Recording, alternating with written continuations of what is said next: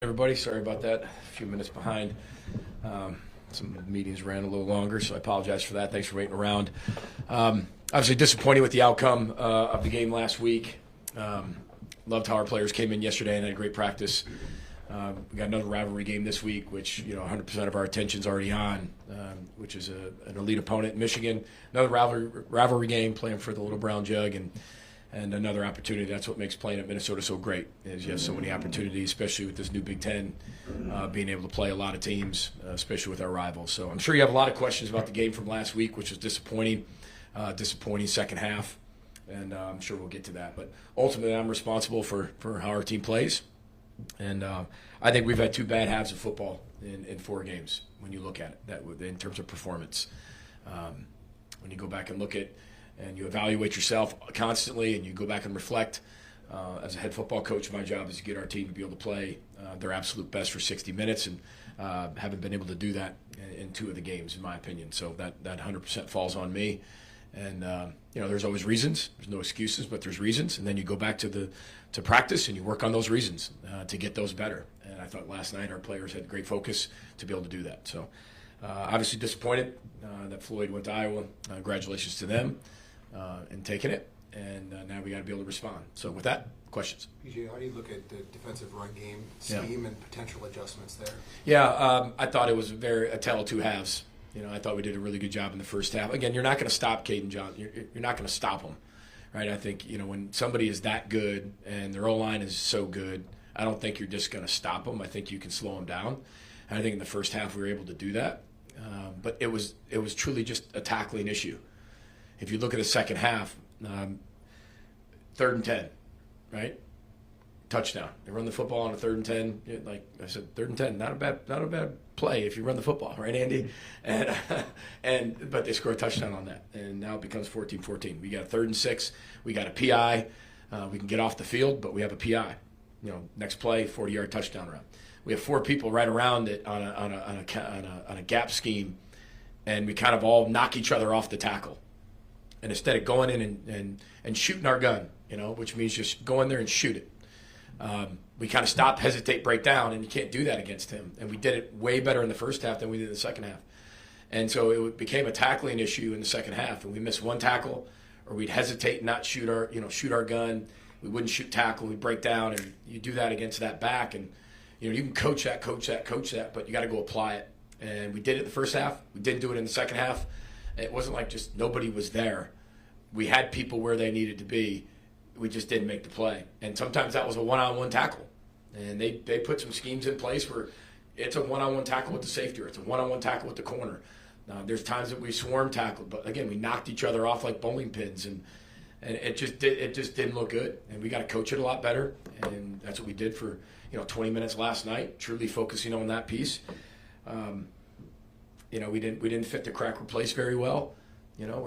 They got us on a few times with the crack replace, and we missed a tackle.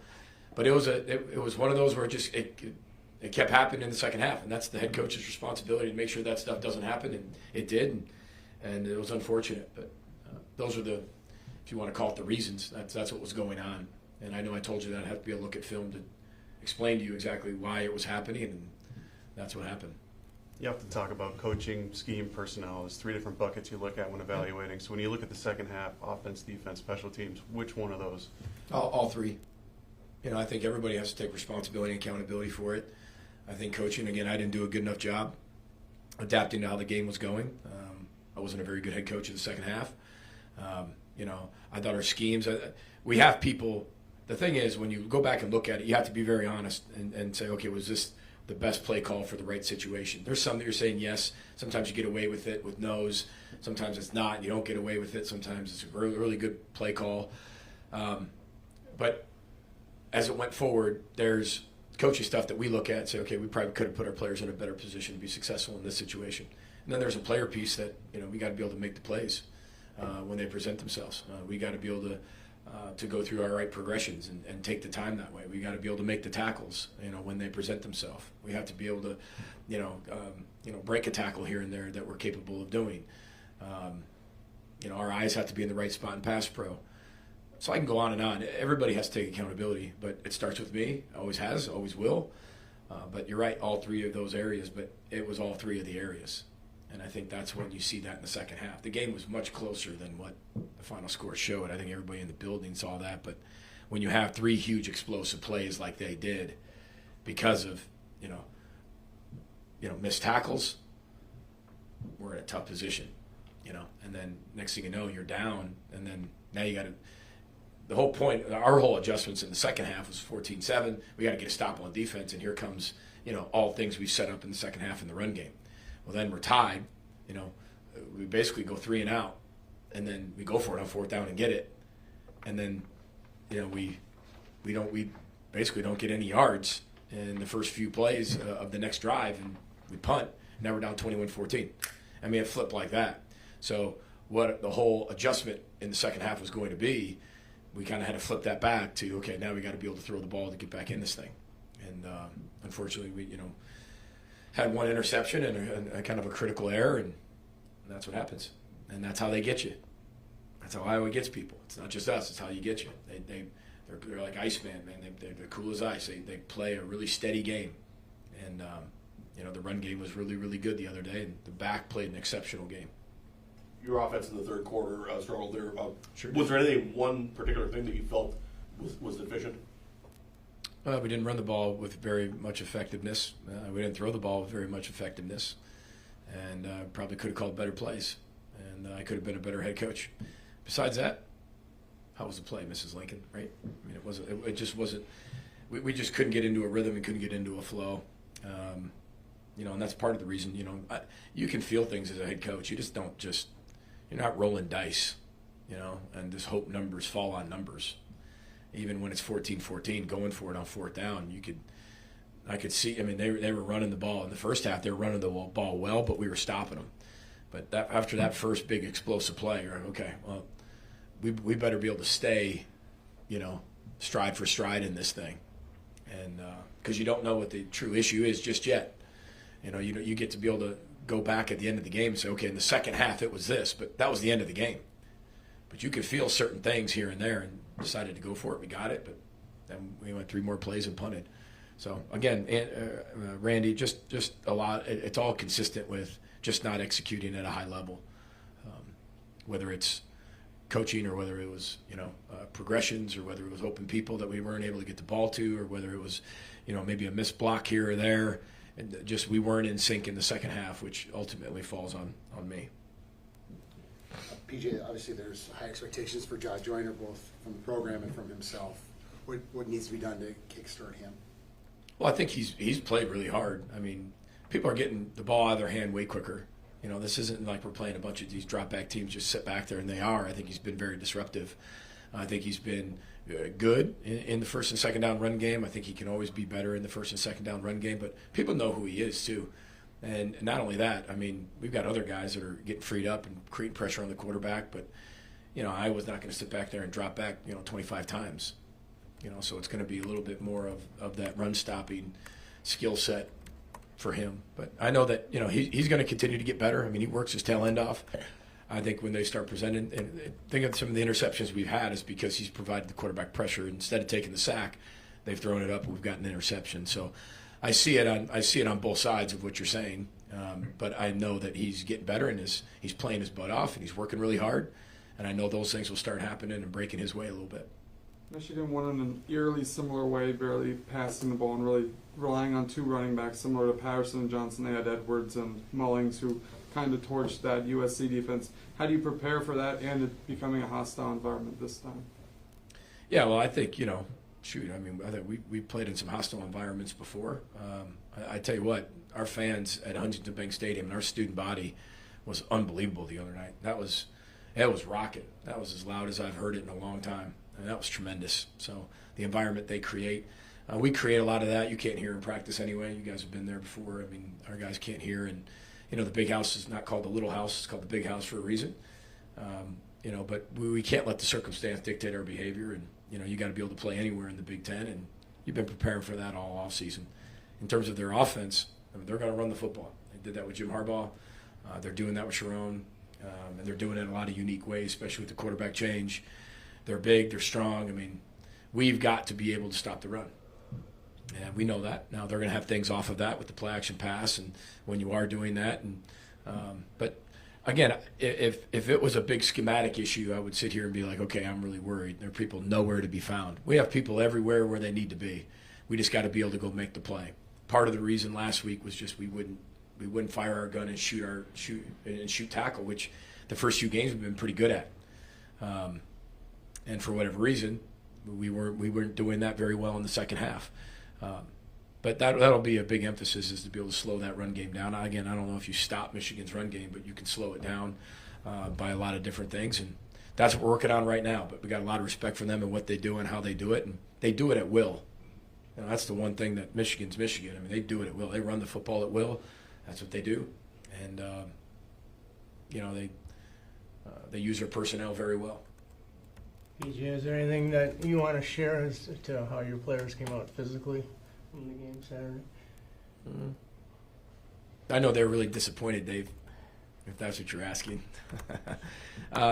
You know, some bumps and bruises, but we came out pretty healthy. We went into the game missing some of our key guys in the secondary and some other guys that, you know, we could have used in that game. But it gives guys valuable experience to go in there, and a lot of young players that have the ability, and they're playing at a high level. A guy like Saquon Bryant's playing at a really high level as a redshirt freshman, probably playing before he should play, but he's playing at a really high level.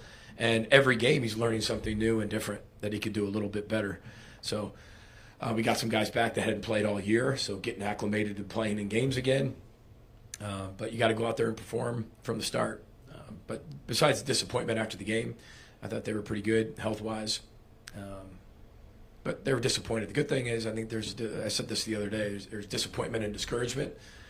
They're disappointed. You know, they came out yesterday fired up, ready to practice. And, you know, we know the schedule we have. We know the Big Ten. We know, you know, it's going to be a battle every single week. And that's what's exciting about it, too. But, again, we've unfortunately played two inconsistent, if you want to call it, bad halves of football in 4 games, and it's cost us 2 games. And we got to be able to fix that, and that falls on my shoulders. And we got to make sure that we can play the way that we start a game, the same way in the middle, you know, start fast, accelerate in the middle, and finish strong. And if we can do that, I mean, this is a really good football team. I really like our football team. I've told you that before. We play some really good opponents, but that brings out the best in you. And unfortunately, those two halves caught up with us. PJ, you guys have been pretty good about flushing results, win or lose. Is it easier to do that this week with another rivalry game 2 weeks in a row? Yeah, I love your questions because they're very similar, right? You know, we talk a little bit about, you know, we don't let the circumstance dictate our behavior. You know, it's kind of like after a loss, which hurts worse, or, you know, if it's a close loss, does it hurt more, or is it a blowout that hurts more? They all hurt the same. You know, loss is a loss. You know, each game's its own entity. You have to be able to be trained to just let that go like a goldfish, flush it, move on. And our team's really good at doing that. They were really good after the North Carolina game and responding the way they were to Rhode Island. You know, I thought they took that win and they responded really well the next week with the back-to-back shutouts. I think our first half of football was really good, responding to a back-to-back shutout and coming out and playing really hard, responding to being down 7-0 to Iowa with 14 straight points. So I don't worry about that with this football team, but you're constantly training it and you're constantly looking for it. It's a great question because I think everybody in the country, you know, 67 teams win, 67 teams lose. And you're always looking at how to tie that to the past week, or was it a letdown? Was it, something like that? But we do a really good job of not letting the circumstance dictate our behavior. We preach that to them. We teach that to them. We kind of tattoo that on their brains. And they're really good with that. They're disappointed. And it's not like we lost, let's move on. They're very disappointed. I mean, that game means a lot to a lot of people, our fans, our state, our alumni, our players, our university, our student body, our staff, everybody, right? And it's hard to go through that loss, but they've been really good at flushing it and moving on to the next one, just like they were yesterday. And you can always get a vibe of that when you come out on Sunday. And I think that's what's so great about Sunday night practice for us is I get a vibe of where we're at, and then I can adjust that as we go through the week. And I think you're constantly listening to your team based on watching your team, how they respond, how they react, what's the training room like, right? What's the team meeting like? What are the position meetings like on Sunday? What are their body languages like? How do they practice on Sunday? And you get a good vibe for the coming week, and then you can adapt accordingly. You've already made a personnel change on the offensive line, but you got 3 seniors there starting. How do you get them to be consistent now that you're already a third of the way through the season? Well, I think that's a good question, Ryan. I don't necessarily think it's all their faults. I think again, everything has to start with me. I think we've got to be able to stick to it a little bit more. I think they've played really well at times, and then there's times we haven't played really well. And Ryan, that also goes back to, we're playing some pretty good defenses that do a lot of different things and putting a lot of stuff, starting with game 1 and a new coordinator with Jeff Collins, and there's a lot of new stuff that is thrown in there, and I thought they responded really well and got better as the game went on.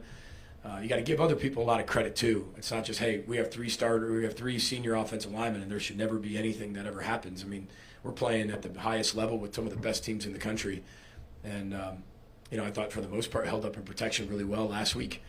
But I think it's just the consistency of the run game, of just getting better at it throughout the game, and I think that's what we need to get better at. And as coaches continue to invest in it, and and then when we do throw it, we got to be able to make the plays.